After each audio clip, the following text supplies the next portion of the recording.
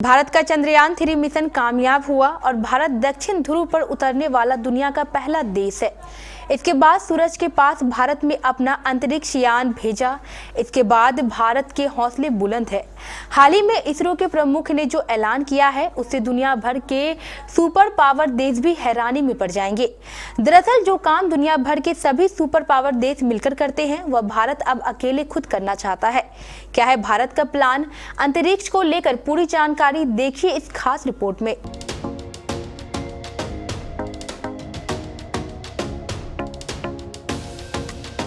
चंद्रयान-3 और आदित्य L1 की सफलता के बाद से दुनिया भर की नजर भारतीय अंतरिक्ष अनुसंधान संगठन इसरो पर है। हाल ही में इसरो चीफ एस सोमनाथ ने चीनी मीडिया ग्रुप CGTN को एक इंटरव्यू दिया, जिसमें उन्होंने खुलासा किया कि हमारी अंतरिक्ष एजेंसी भविष्य के मिशनों के लिए विभिन्न संभावनाएं तलाश रही हैं। उनके खुलासे के बाद से पूरी दुनिया भर में अब भारतीय के इसरो की चर्चा तेज हो गई है।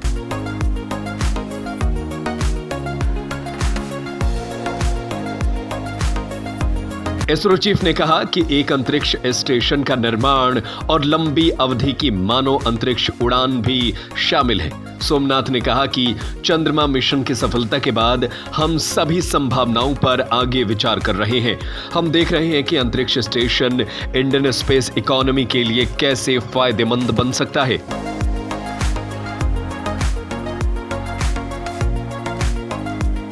हाल ही में चंद्रयान-3 मिशन ने अपने टास्क को पूरा किया। इसके तहत विक्रम लैंडर और प्रज्ञान रोवर को चांद की सतह पर उतारा गया था। उन्होंने वहां से काफी अहम डेटा इकट्ठा किया। वहीं चांद पर रात होने की वजह से वो स्लीप मोड पर चले गए थे और दोबारा नहीं जगे।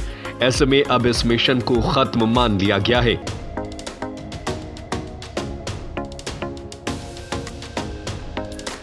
इसरो चीफ ने कहा कि हमारी योजना है कि निकट भविष्य में हमें एक अंतरिक्ष स्टेशन का निर्माण शुरू करना चाहिए और वहां रोबोटिक संचालन हो। हमारे पास अभी भी मानव युक्त उड़ान क्षमता नहीं है। हालांकि हम इस पर तेजी से काम कर रहे हैं। गगनयान मिशन के तहत अंतरिक्ष यात्रियों को स्पेस में भेजा जाएगा। एक बार ऐसा होने पर हम अगले 20-25 साल बाद स्पेस स्टेशन का निर्माण कर पाएंगे। सोमनाथ ने यह भी कहा कि इसरो लंबी अवधि की मानव अंतरिक्ष उड़ान पर विचार कर रहा है।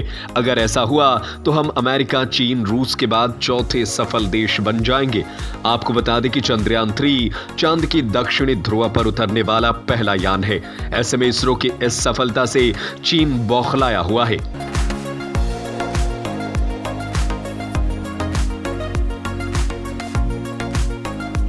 ऐसे में इसरो की सफलता से चीन बेहद बौखला गया है। हाल ही में उनके वैज्ञानिकों ने दावा किया था कि चंद्रयान-3 ने चांद पर लैंडिंग नहीं की है।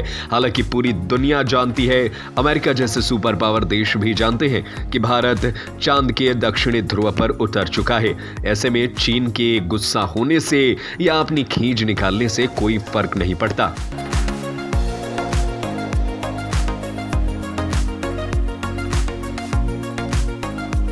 भारत के अंतरिक्ष में बढ़ते मिशन को लेकर आप क्या कुछ कहना चाहेंगे? हमें अपनी राय कमेंट करके जरूर बताएं।